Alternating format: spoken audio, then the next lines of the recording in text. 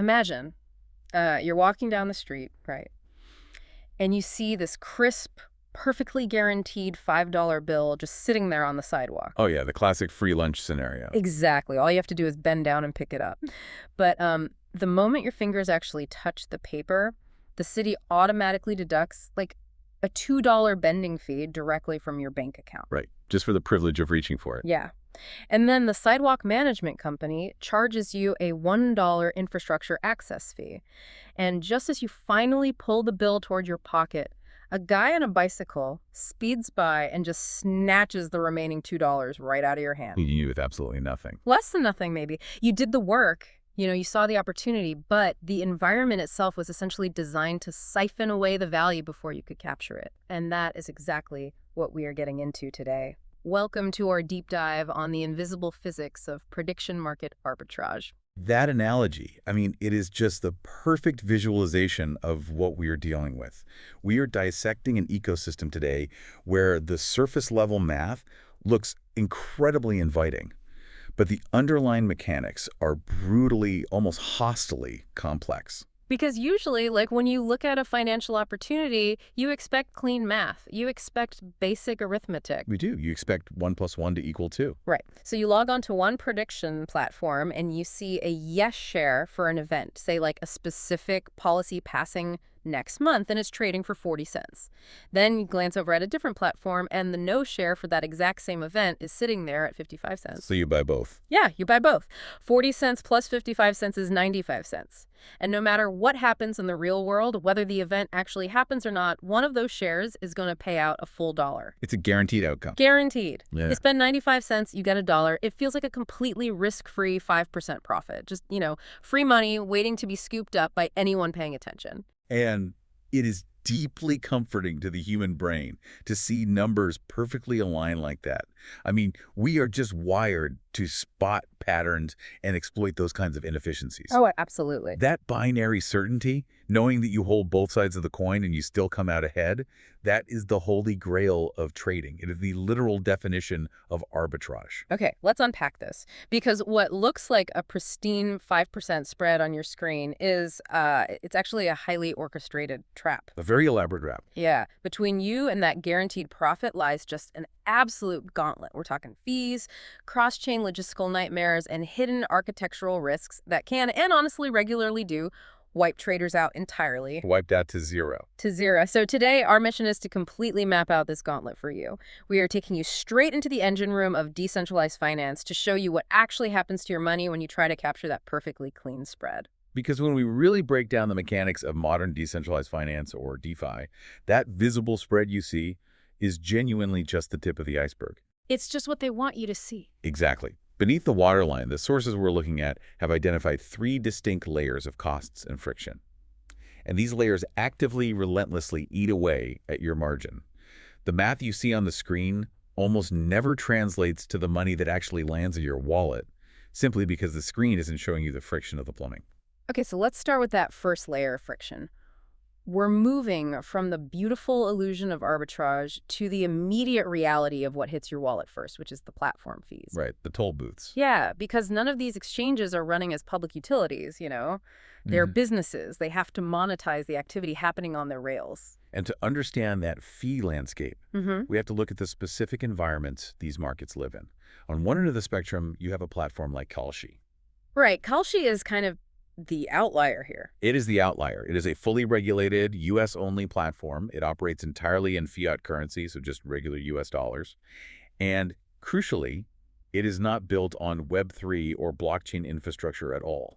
Okay, so it operates much more like a traditional centralized stock exchange then. Exactly. Yeah. You have fixed, highly predictable fees because the entire ecosystem is contained within their own private servers. But the vast majority of the global prediction market volume isn't happening on Kalshi. It's happening out in the decentralized Web3 space. That's where the massive liquidity is, yeah. Right. So we're looking at heavy hitters built on EVM-compatible networks, meaning they use the Ethereum virtual machine architecture as their base layer.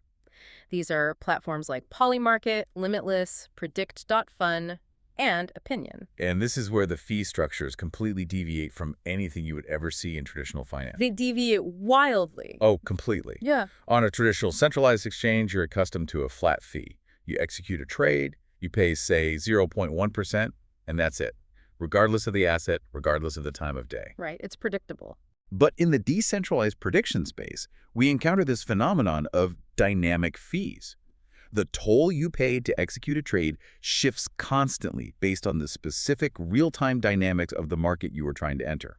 Which is, the raw data on this is just fascinating. If we map out the standard rates, Predict.fund charges a base 1 to 2% fee, assuming you haven't unlocked some sort of promotional tier. Right. Opinion takes 1 to 2%, which gets routed directly to incentivize their liquidity providers. And Limitless operates on this massive sliding scale, starting as low as 0.03% and climbing all the way up to 3%. But the most instructive model here is really polymarket's dynamic fee structure. I mean, what's fascinating here is that it is entirely counterintuitive until you analyze the behavioral psychology of the actual traders using it. Okay, how so? Well, polymarket's fees are not flat. They operate on a curve that peaks, hitting roughly 1.8% at the exact moment a market's odds hit 50-50. See, I really have to push back on the logic there. Why on earth would a platform penalize the 50-50 mark? That is the climax of any prediction market. It is. It's the toss-up, the tide game in the fourth quarter. It's when human engagement is at its absolute highest. Applying peak fees there, I mean, it feels like surge pricing on a rideshare app exactly when it starts pouring rain. Yeah. You are getting charged the maximum rate precisely when you and everyone else on the street desperately want to participate. The surge pricing analogy holds up perfectly, actually. But we need to look at it from the perspective of market mechanics, not just user demand.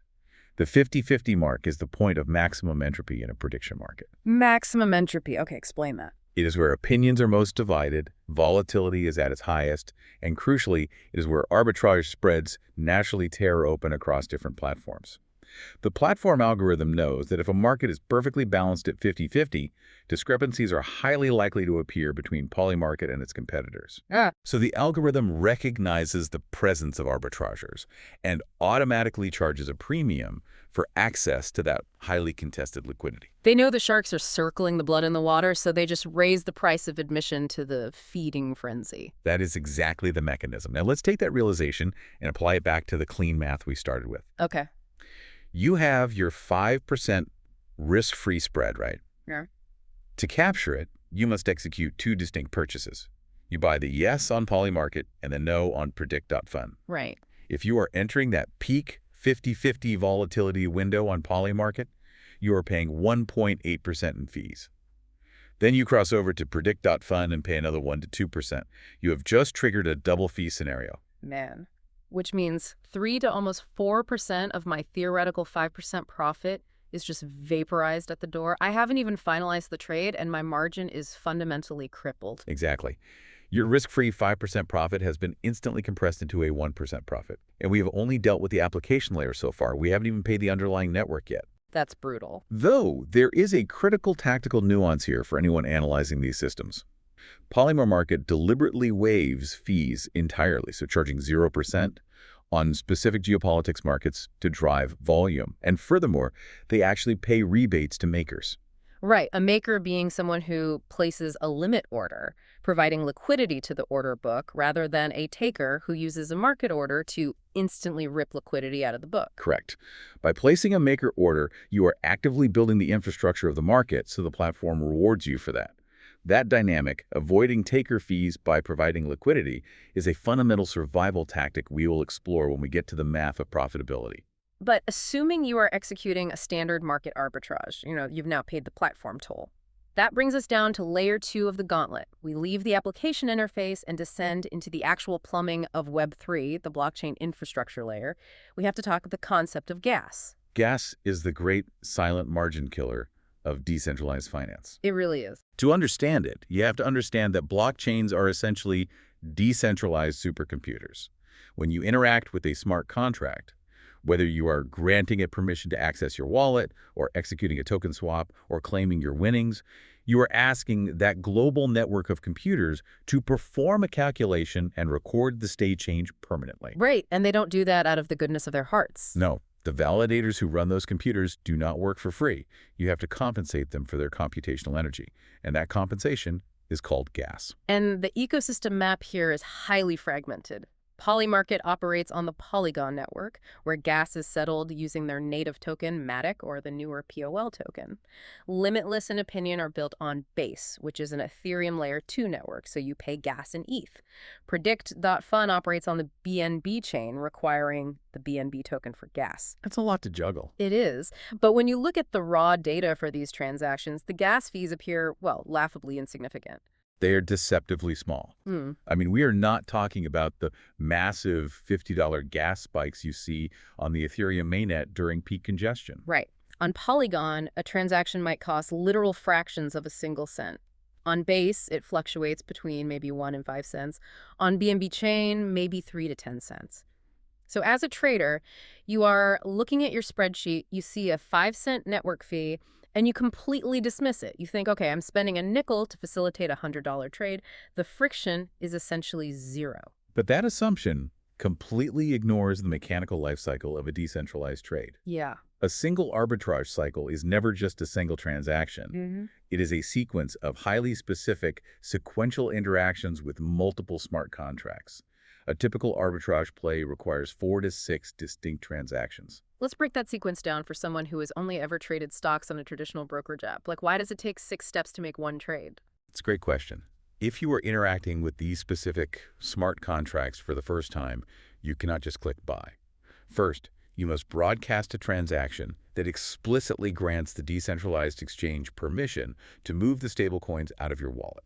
Okay, so that's the token approval, transaction 1. Exactly. And only after that confirms on the blockchain can you execute the actual buy order on platform A.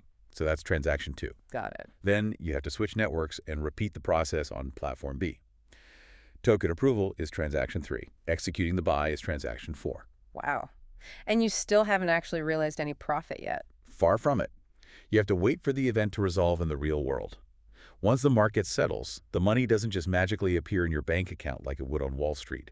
You must interact with the winning platform's contract to actively claim your payout. Transaction 5. Oh, okay. And depending on the architecture, you may have received a wrapped version of a token that you now need to unwrap back into standard stablecoins. So there's transaction 6. Okay, we should definitely define wrapping for a second, because that's a concept that trips up a lot of people. Please do. Wrapping a token is essentially trading your paper cash for casino chips, so you can play a specific game at a specific table. The blockchain can only natively handle its own currency, so if you want to use dollars, they have to be wrapped into a smart contract format that the network can read. Taking those chips back to the cashier and turning them back into usable dollars, unwrapping them, requires another computational step. That is an excellent way to conceptualize it. Right. And every single time you step up to that cashier or place a bet or approve a new chip, you are paying that gas fee. Those fractions of a cent or those nickels and dimes, they compound. Suddenly, your harmless 5-cent network assumption has ballooned into 50 or 60 cents, which, again, in a vacuum, sounds trivial, but let's apply it to a smaller trader. If you are attempting to arbitrage a $50 position and your theoretical profit margin after platform fees is only 50 cents, It's gone. your entire remaining margin is instantly consumed by the network computation fees. You just spent $1 to make $1. And that operational friction leads to a foundational concept in Web3 that trips up even traditional finance veterans. It is the absolute prerequisite of wallet hygiene. Wallet hygiene. This is such a critical concept. Picture your own digital wallet right now, okay? You open the interface and you see a balance of, let's say, $1 million in USDC stablecoins. You feel pretty good about yourself. You feel immensely capitalized. You are ready to deploy. But if you do not have $3 worth of native ETH sitting in that exact same base network wallet, you are completely paralyzed. That $1 million is mathematically frozen. It is the ultimate liquidity paradox. You possess immense wealth, but you lack the specific transactional utility required to move it. You physically cannot use your USDC to pay the validator to move your USDC. It's like walking into a small local coffee shop with a wallet just stuffed full of crisp $100 bills. You want to buy a $3 espresso. You hand the barista 100, and they look at you and say, "I'm sorry, our register is broken, we have no bills, we only accept exact change in quarters." You have massive purchasing power in your pocket, but in that specific venue, for that specific transaction, you are functionally broke. That is exactly it. And in the context of arbitrage, that moment of realization is fatal. Because if you spot a fleeting, highly profitable spread, but you realize your Polygon wallet has zero Matic to pay for the gas, you are forced to stop. Yeah, you have to hit the brakes. You have to navigate to a centralized exchange, purchase $5 of Matic, wait for the withdrawal to process, and route it back to your decentralized wallet. Wow. By the time that Matic actually arrives, the arbitrage window closed 10 minutes ago. Which flows directly into the third layer of costs, and honestly, the most complex logistical hurdle in this entire space. The bridges. We've paid the platform's dynamic fees, we've calculated the compounded gas of our 6-step sequence, but we are assuming the money is already exactly where it needs to be. These platforms do not live in the same house. No, they don't. Polymarket is on Polygon, Predict.fun is on BNB, Limitless is on Base. Moving capital between these isolated ecosystems introduces the absolute nightmare of cross-chain bridges. The cross-chain bridge is where the operational complexity just scales exponentially. Blockchains, by design, are closed systems. Polygon does not inherently know what is happening over on the BNB chain. Right. So if you want to capture a spread across these two networks, you require capital on both. If your entire bankroll is currently sitting on Polygon, you must use a bridge protocol to transfer your stablecoins over to BNB. Let's explore how a bridge actually functions, because it's not like a wire transfer between two bank branches. Mechanically, a cross-chain bridge utilizes a lock-and-mint mechanism. You send your USDC to a specific smart contract on the Polygon network. That contract locks your funds in a vault. It then sends a cryptographic message across a relayer network to a corresponding smart contract on the BNB chain. Okay, so it's passing a message. Exactly. That second contract verifies the message and then dynamically mints a mirrored version of your USDC on the BNB side, dropping it into your wallet. And this service is certainly not provided out of the goodness of the developers' hearts. Absolutely not. Bridging incurs significant overhead. You're typically paying a flat base fee of anywhere from $1 to $5 per transfer, simply to cover the complex relayer infrastructure. On top of that, bridges often extract a percentage of the total liquidity you are moving. So right out of the gate, bridging takes a massive bite out of whatever spread you are chasing. But the financial cost of bridging isn't even the core problem here, is it? The true enemy of arbitrage isn't the fees, it's the physics of time. Time is the ultimate constraint. Bridges are inherently slow because they require finality on both blockchains. Depending on network congestion, the specific consensus mechanism of the chains involved, and the architecture of the bridge itself, securely moving funds can take anywhere from 1 minute to 15 minutes. And in the realm of algorithmic arbitrage, 15 minutes is a geological era. A profitable 10% spread doesn't just sit there for a quarter of an hour waiting for your money to clear customs. No, it's gone. It vanishes in seconds as other better-positioned bots devour the liquidity. If you're waiting on a bridge confirmation to execute a trade, you have fundamentally ceased arbitraging.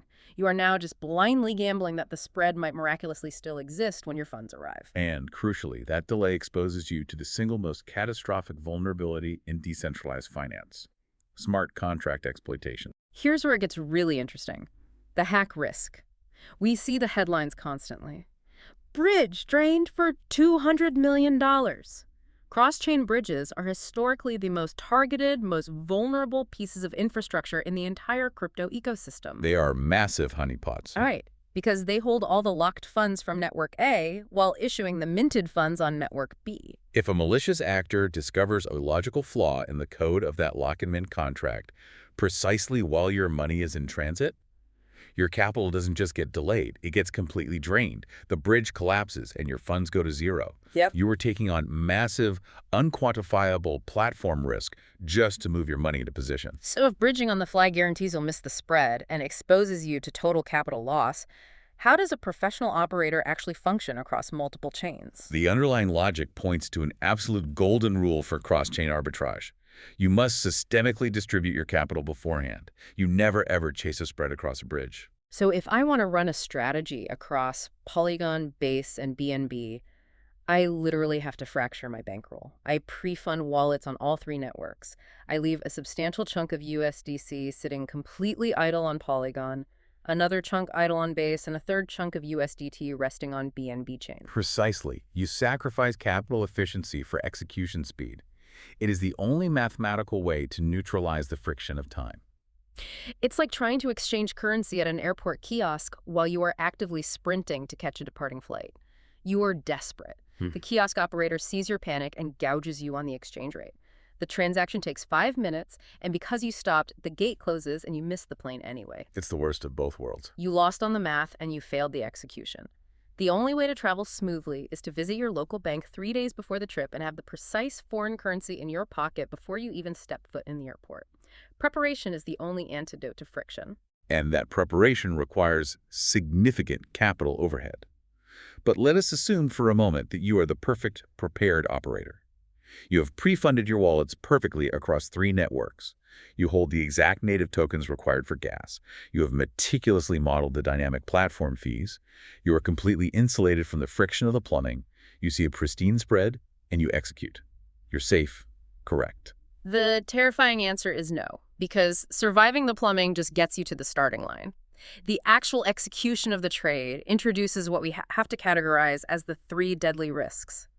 And this is where the theory of arbitrage collides violently with the reality of market mechanics. Let us begin with deadly risk number 1, slippage. To grasp slippage, you have to discard everything you know about how traditional order books work. Wall Street uses a centralized limit order book. If you want to buy at 40 cents, you wait for a human or an institution willing to sell at 40 cents. They match, and the trade clears. It's a direct match. Right. But decentralized platforms largely abandon that model in favor of automated market makers, or AMMs. The AMM is a fascinating piece of engineering. Instead of matching buyers and sellers directly, an AMM utilizes a liquidity pool. It's essentially a giant digital bucket holding both yes shares and stablecoins. And the price of the yes share isn't determined by a human seller. It's determined continuously by a mathematical formula, a bonding curve, based on the ratio of assets left in the bucket. The bonding curve is the critical mechanism here. It dictates that as one asset becomes scarcer in the pool, its price increases exponentially. So visualize this scenario. You're monitoring an API, and you see the price of a yes share sitting beautifully at 40 cents. You calculate your spread, you deploy $500, and your automated transaction hits the MM. But the liquidity pool, the digital bucket, might be quite shallow. There might only be a few $1,000s total in that specific market. Exactly. When your $500 buy order impacts that shallow pool, you are instantly removing a significant percentage of the available yes shares. Yep. The bonding curve algorithm reacts instantly. It doesn't fulfill your entire order in 40 cents. As it fills the first few shares, the ratio changes and the price ticks up. Right. By the time the back half of your order is filled, you are paying 42, maybe 43 cents per share. Your average entry price is nowhere near the 40 cents you saw on the screen. The very act of you entering the market altered the physics of the market against you. That is slippage. Your 5% margin just evaporated instantly because you bought too much, too fast, in a pool that couldn't absorb your volume.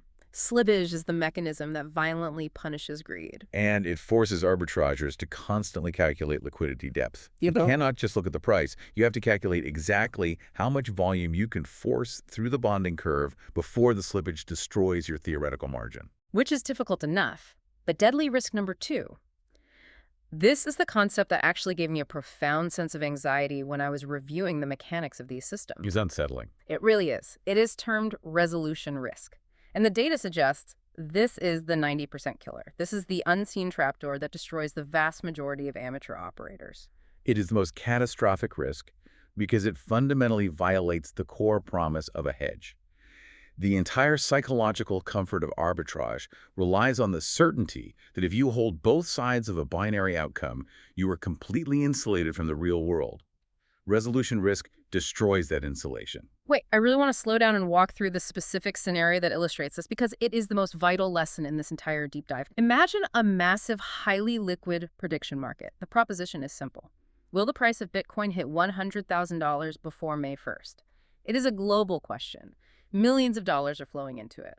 Okay, so you scan the platforms and identify a massive spread.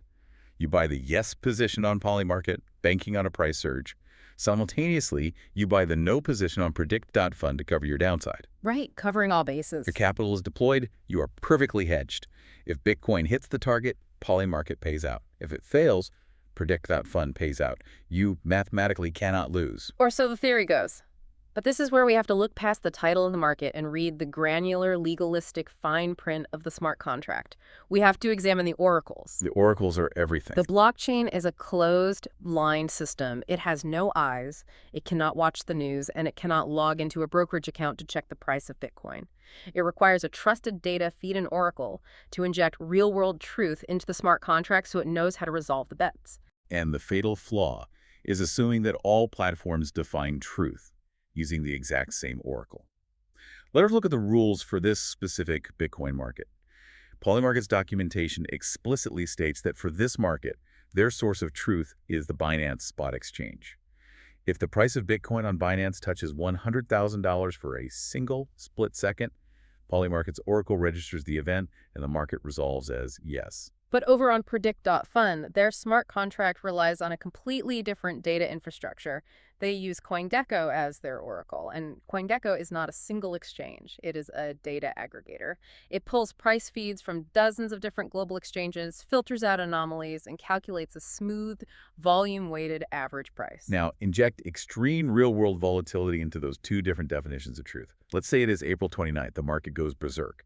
On the Binance exchange specifically, massive buying pressure causes a localized spike. For exactly 1 second, the price wicks up, touches exactly $100,000, and immediately crashes back down to $98,000. Okay, so Polymarket's oracle sees that exact touch on Binance. The condition is met, the smart contract triggers, and Polymarket officially declares the market a yes. The event happened. But consider the mechanics of the CoinGecko oracle. Because it is aggregating data across 50 different exchanges, many of which only saw the price hit maybe $99,950 during that same second, the smoothed average never crosses the six-figure threshold. CoinGecko's official historical record states the peak price was $99,980. Which means Predict.fun's smart contract queries CoinGecko, sees the lower number, and officially resolves their market as no. Now, let's trace the impact on your perfectly hedged portfolio. If you had bought the no on Polymarket betting against the price target, Polymarket's Binance oracle triggered a yes, your no bet is a loser. The smart contract burns your shares to zero. And to hedge that position, you bought the yes bet on Predict.fun, but their CoinGecko oracle averaged the spike down and resolved as no. Your yes bet on Predict.fun also loses. It also burns to zero. Both sides of your mathematically flawless hedge vaporize simultaneously. Wait, so both sides of your risk-free hedge can lose simultaneously? That is just staggering. The logic of the hedge was completely sound, but the underlying epistemological plumbing of the platforms fundamentally betrayed you. Exactly. You didn't lose because you misjudged the market. You lost because the referees were reading different rulebooks. The terror of thinking you are perfectly insulated only to watch your entire net worth evaporate because one platform checked a centralized spot feed and the other checked a smoothed aggregator. It perfectly illustrates why resolution risk is the silent executioner of the arbitrager. You are never merely trading the real-world event, you are trading the platform's highly specific coded definition of that event. The mandatory protocol here is absolute. You must scrutinize the Rules tab for every single market. You must audit the specific oracle they utilize. You must verify the precise time zone they rely on for expiration cutoffs. Is it midnight UTC or midnight EST? You must understand their internal dispute resolution procedures. If the fundamental definitions of reality are not mathematically identical across both platforms, you do not have an arbitrage opportunity. You have a naked, unhedged gamble. And even if the oracles match perfectly, you still face deadly risk number 3, time lag. We touched on the physics of time when discussing bridges, but it is equally brutal during the actual execution of the trades. If you are an institutional arbitrager on traditional Wall Street, you are co-locating your servers physically next to the exchange's servers. You execute the buy and the sell across 2 different equities simultaneously. Atomic execution. The trades happen in the exact same millisecond. Blockchains inherently reject atomic execution across disparate networks. A blockchain processes data in sequential batches or blocks, and generating those blocks requires consensus, which takes measurable time. The data shows that a transaction broadcast to the Polygon network takes roughly 2 seconds to be validated and finalized. A transaction sent to the BNB chain requires approximately 3 seconds. 2 to 3 seconds feels incredibly fast when you're browsing the web. To human perception, it is instantaneous. To an ecosystem of algorithmic trading bots, 2 seconds is a lifetime, because you are structurally incapable of executing both legs of your cross-chain arbitrage in the same block. You must broadcast the Polygon transaction, wait for the validators to process it, and simultaneously broadcast the BNB transaction and wait for those validators. And what happens during that specific 2 to 3 second window of vulnerability? The entire network can see what you are doing. When you submit a transaction, it doesn't instantly become a block. It sits in a waiting room called the memory pool, or mempool.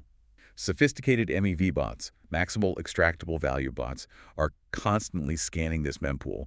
They see your Polygon transaction pending. They instantly deduce the other leg of your arbitrage strategy on BNB. They calculate your target. Exactly. And because these bots are highly capitalized, they simply bribe the network validators with a higher gas fee to process their transaction before yours. They front-run your second leg. They buy the cheap no shares on BNB milliseconds before your transaction finalizes, instantly closing the spread.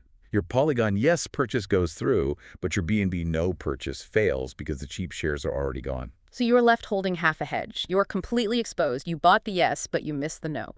You are no longer running a market-neutral arbitrage strategy. You are just wildly, blindly speculating on the direction of the market, holding a naked risk position you never intended to take. The mechanics of the blockchain actively conspired to break your strategy mid-execution.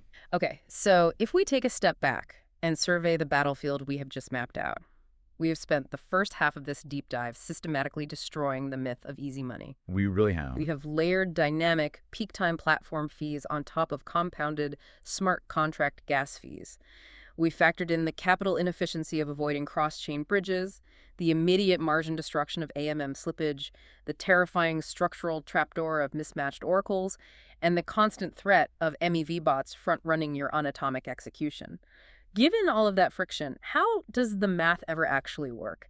How do professional operators survive this gauntlet without bleeding to death? Survival requires ruthlessly precise break-even calculus.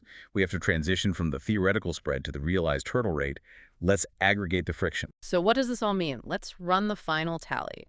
We are paying Platform A's taker fee, which hits roughly 1.0 to 1.8% during peak volatility. We are paying Platform B's fee, another 1.0 to 2.0%. We are factoring in the gas costs for the entire 4 to 6 transaction lifecycle, which we've modeled at maybe 10 to 50 cents total. And crucially, we must model the slippage on both the entry and the exit of the AMM liquidity pools, which conservative estimates place at another 0.5 to 2.0%.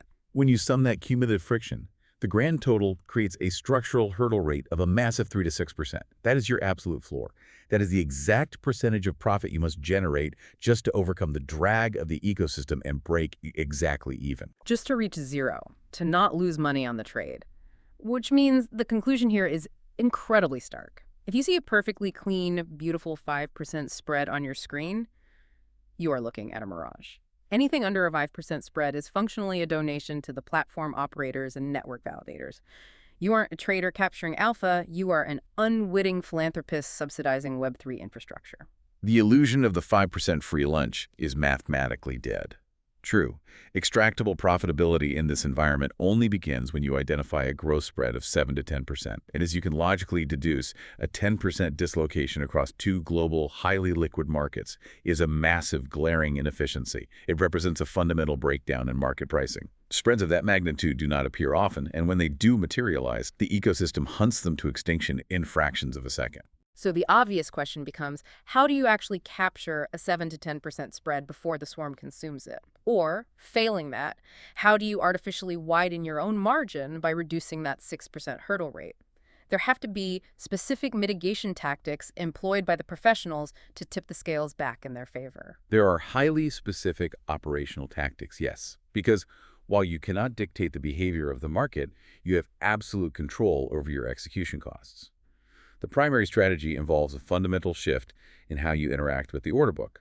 We touched on this briefly before, utilizing maker orders. Right, providing liquidity instead of taking it. Precisely. If you identify a developing spread, instead of firing a market order that instantly consumes liquidity and incurs that 1.8% taker fee, you place a limit order exactly at the price you want. You become the liquidity.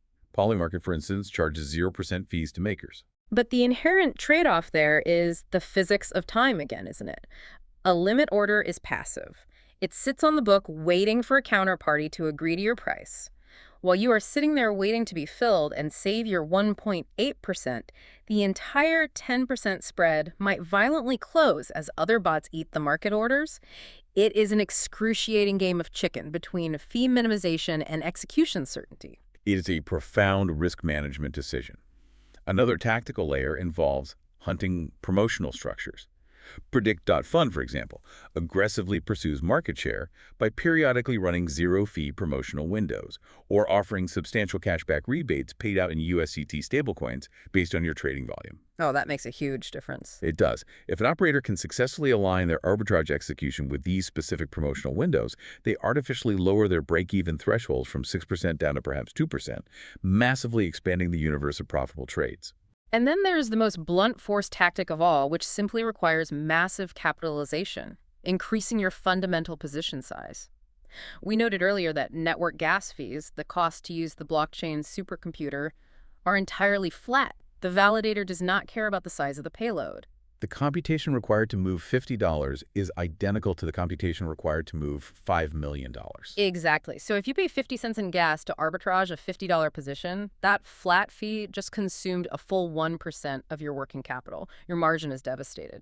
But if you pay that exact same 50-cent gas fee to execute a $5,000 arbitrage position, The gas fee mathematically evaporates. It becomes a microscopic rounding error. It exerts zero drag on your margin.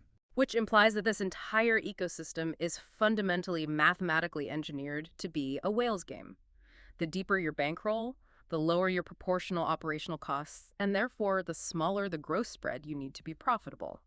A whale can profitably execute a 4% spread that would bankrupt a retail trader in gas fees alone. The mechanics of the blockchain naturally concentrate the advantage toward the highly capitalized participants. It is a stark reality of the architecture. But even if we assume you are a highly capitalized whale, equipped with a massive bankroll, executing perfectly pre-funded cross-chain strategies, and leveraging zero-fee maker orders, attempting to do all of this manually is still a mathematically suicidal endeavor. Right, picture a human being trying to execute this. You are sitting at a multi-monitor setup. You are constantly refreshing 5 different browser tabs for polymarket, limitless, and kalshi. You are frantically clicking into your MetaMask wallet to ensure you have the exact fractional ETH required for gas. You are pulling up separate tabs to read the dense legal fine print of the CoinGecko Oracle resolution rules. It's impossible. No human nervous system can process that matrix of variables, recognize a fleeting 10% spread, and manually click through 6 different smart contract approvals before an algorithmic bot beats them to it. Which brings us to the final and most critical evolution of the professional prediction market operator: total automation. To survive in an ecosystem defined by milliseconds and complex mathematical thresholds, you must completely abstract away human limitation. You have to remove the biological drag of clicking, reading, and hesitating. You have to enter the realm of the aggregator. Let's look at the tooling that enables this. The ecosystem has evolved platforms like premarket.me. These are unified APIs designed to synthesize the chaos. For anyone listening who isn't deep into software architecture, an API and application programming interface is essentially a structured neural link between different software systems. Right. It allows a computer program to query and exchange its internal database directly and instantly, without ever loading a graphical website designed for human eyes. And when you analyze the specific endpoints that an API like premarket.me exposes to developers, they read like a menu of god-tier superpowers for a quantitative trader. Let's look at the mechanics of these endpoints. There is an endpoint labeled /AP/arbitrage. When a bot pings this endpoint, it isn't just asking what are the current prices. The API server performs a massive complex calculation across polymarket, limitless, and predict.fund simultaneously. It does the heavy lifting. It returns a JSON payload that calculates the exact theoretical profit of a cross-chain spread, extrapolates the annual percentage rate of that return, and crucially, analyzes the entire depth of the liquidity pool. That final point is the technological breakthrough. We spent considerable time analyzing the deadly risk of AM slippage. The arbitrage endpoint acts as an X-ray of the market's plumbing. Instead blindly firing a $500 order and praying the bonding curve doesn't spike, the API looks deep into the digital bucket. It calculates exactly how many shares exist at every micropenny price point. So it solves the slippage equation before the trade is ever initiated. Exactly, telling the bot precisely how much volume it can push through before the price moves enough to destroy the margin. It calculates the invisible physics of the trade in milliseconds. And alongside that, you have the order book endpoint, which aggregates all the bids and asks across every EVM chain into a single unified matrix. You aren't looking at 5 tabs anymore. Your software is looking at the entire global nervous system of prediction liquidity. But possessing the data is only the intelligence gathering phase. The bot still has to execute the transaction through the gauntlet we described. And this is where the engineering becomes truly formidable. We can examine open source architecture, like the specific bot written in the Go programming language available on GitHub under the repository sunat/premarket-arbitrage-bot. This transitions us from theoretical analysis into applied algorithmic warfare. Let's break down the architecture of a Go bot like this. It is designed to automate every single layer of friction we have discussed today. It handles wallet authentication natively. It doesn't use a browser extension. It utilizes cryptographic standards like EIP 712 signatures. EIP 712 is a crucial standard to understand here. It allows a user to cryptographically sign a highly structured data payload, proving their identity and authorizing a transaction without exposing their raw private keys. And it does this in a format that the blockchain smart contracts can natively and securely verify. It allows the bot to securely speak the language of the EVM at machine speed. So the bot handles the security. It actively tracks the shifting portfolio balances across all 3 networks simultaneously to ensure it has gas. And it operates on an endless high-frequency loop. It just sits on a server, relentlessly pinging that arbitrage endpoint over and over, thousands of times an hour, waiting for the exact mathematical conditions to align. And those conditions are dictated by incredibly strict programmatic safety filters. The default configuration of this bot is highly revealing of the actual market realities. The minimum required profit parameter is hard-coded to 3%. The minimum APR parameter is set to 10%. The minimum liquidity depth must exceed $10. Those aren't arbitrary numbers. Those filters are the mathematical manifestation of the gauntlet we've been talking about. The bot is programmed to completely ignore the illusion of the 1 or 2% spread. It only pulls the execution trigger when the mathematical certainty of the profit definitively exceeds the cumulative friction of the fees at the gas and the anticipated slippage. And perhaps most tellingly, the fundamental default setting of the entire architecture is a variable named DRY_run, which is explicitly set to true. Which means that straight out of the repository, the bot is neutered. It only monitors the API, calculates the math, and simulates the trades in a log file. It physically cannot sign a transaction or spend your capital. You, the human operator, have to manually edit the code and switch that variable to false to arm the system and go live on the mainnet. It is the developer's ultimate safety mechanism against the unforgiving nature of the blockchain. I feel like we need to issue a public service announcement for anyone inspired to spin up a server today. Please, for the love of your portfolio, ensure DIY_run is set to true while you test your configurations. Deploying an untested infinite loop trading bot onto a live EVM network is the fastest, most efficient way to accidentally donate your entire net worth to Ethereum validators in the form of runaway gas fees. Testing in production is the cardinal sin of Web3 engineering. But if we connect this to the bigger picture, this hyper-optimized mechanical automation, the existence of this open-source bot leads us to a profound philosophical shift in how we view arbitrage. It completely inverts the premise of the game, doesn't it?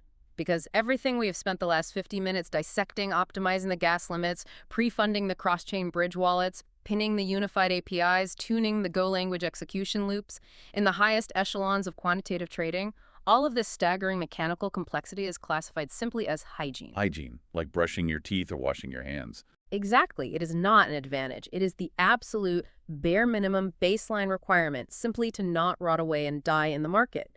Having a hyperfast bot doesn't make you a winner. It just buys you the right to pull up a chair and sit at the table with the other machines. And that realization strips away the final illusion of the mechanical arbitrager. Being the fastest to sign an EIP 712 transaction or having the lowest latency connection to the API endpoint is no longer where the true sustainable alpha, the excess return, is generated. The mechanical execution problem has been solved by open source code. The real advantage has shifted entirely away from execution speed and toward information asymmetry. Let's define that, because information asymmetry is the engine of all lucrative financial trading.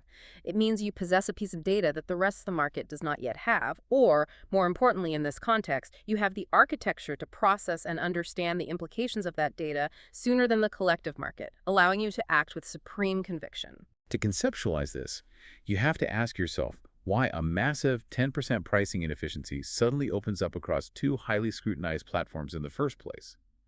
These spreads do not spontaneously generate in a vacuum. They are created when the real-world probabilities of an underlying event violently shift, and one platform's liquidity pool reacts to that new reality milliseconds faster than the other. Ah. So if we look at the pricing mismatch, the spread itself isn't the phenomenon. The spread is merely a lagging symptom. The actual cause, the true opportunity, is the real-world news event that triggered the shift. Precisely. Let us imagine a massive geopolitical market, perhaps regarding an upcoming election. Suddenly, a major candidate unexpectedly announces they are suspending their campaign. The moment that press release crosses the wire, the mathematical probability of them winning drops to zero. On polymarket, the algorithmic bots instantly digest this, and the yes shares crash from 50 cents to zero in 3 seconds. Wow, 3 seconds. But if the liquidity providers on predict.fund require an additional 7 seconds to fully reprice their automated market maker to reflect this new reality, a massive, glaring arbitrage spread tears open across the chains for exactly 7 seconds. But if your entire operation consists of a Go bot endlessly pinging the arbitrage endpoint, your bot is entirely blind to the news. It doesn't know why the polymarket price collapsed. It is just a dumb terminal reacting to the numbers on the screen. It sees a price difference and it blindly attacks it. So who captures the majority of the value in that 7-second window? It is not the purely mechanical bot. The winner is the institutional operator who has built a massive AI-driven analytical engine on top of their mechanical execution layer. They see it coming. The true edge lies in systems that are relentlessly monitoring live Bloomberg news feeds, ingesting and parsing global social media sentiment in real time, and tracking on-chain whale activity, meaning analyzing the blockchain to see exactly where the massive multi-million-dollar wallets are suddenly quietly moving their stablecoins right before a major announcement. So while my open source bot is sitting there passively waiting for a price difference to materialize on the API, the institutional AI model has already read a breaking news tweet, used natural language processing to instantly comprehend the political implications, calculated exactly how that news will impact the bonding curves on both platforms, predicted that a spread is about to tear open, and pre-positioned its capital to devour the liquidity before the price on the second platform even registers the shockwave. Yes. The victor is not the fastest clicker. The victor is the entity that mathematically proves the probability of the underlying event has fundamentally changed before the broader market consciousness has even fully digested the information. The EIP 712 signature, the gas optimization, the API routing, all that mechanical execution is just the trivial, automated final step of a massive global intelligence gathering operation. That is a deeply humbling realization. It fundamentally shifts the entire perspective of the trader. You start the journey asking, how do I beat the platform fees? You evolve to ask, how do I beat the cross-chain latency? But eventually, you arrive at the terrifying final boss.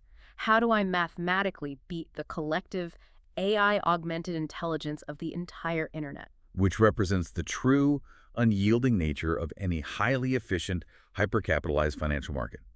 The easily exploitable inefficiencies, the pure mathematical spreads, are systematically wrung out by the smartest, most ruthless participants until only the hardest, most complex epistemological problems remain. What a wild, intricate journey this has been. To synthesize this entire architecture for you listening right now, we began with what appeared to be a beautifully simple, mathematically guaranteed 5% free lunch. You buy the yes for 40 cents, the no for 55 cents, and you collect your risk-free dollar.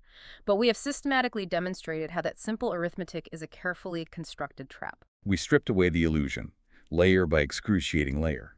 We explored how the platforms utilize dynamic fee structures that surge exactly when the market volatility presents an opportunity.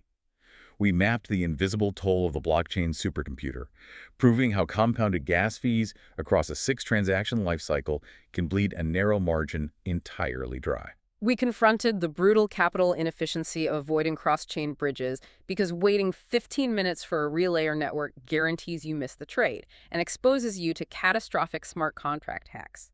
We calculated the immediate margin destruction caused by slippage inside automated market maker bonding curves.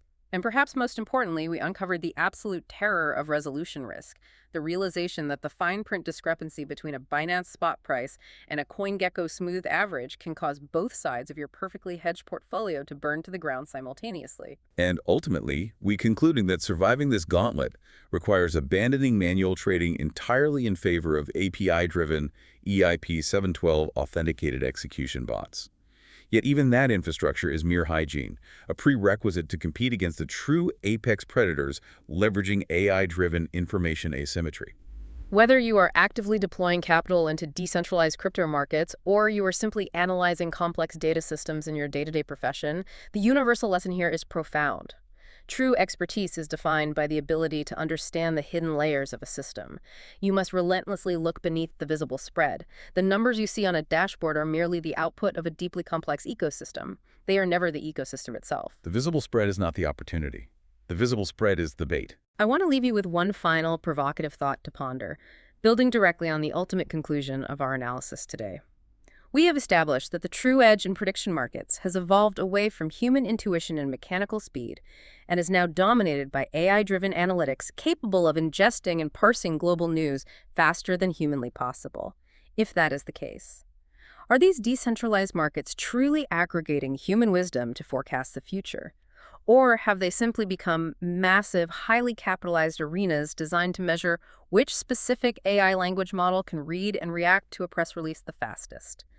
And more terrifyingly, what happens to the entire concept of market pricing when all the institutional AIs are ingesting the exact same data feeds, coming to the exact same conclusions at the exact same millisecond? It is a phenomenal question.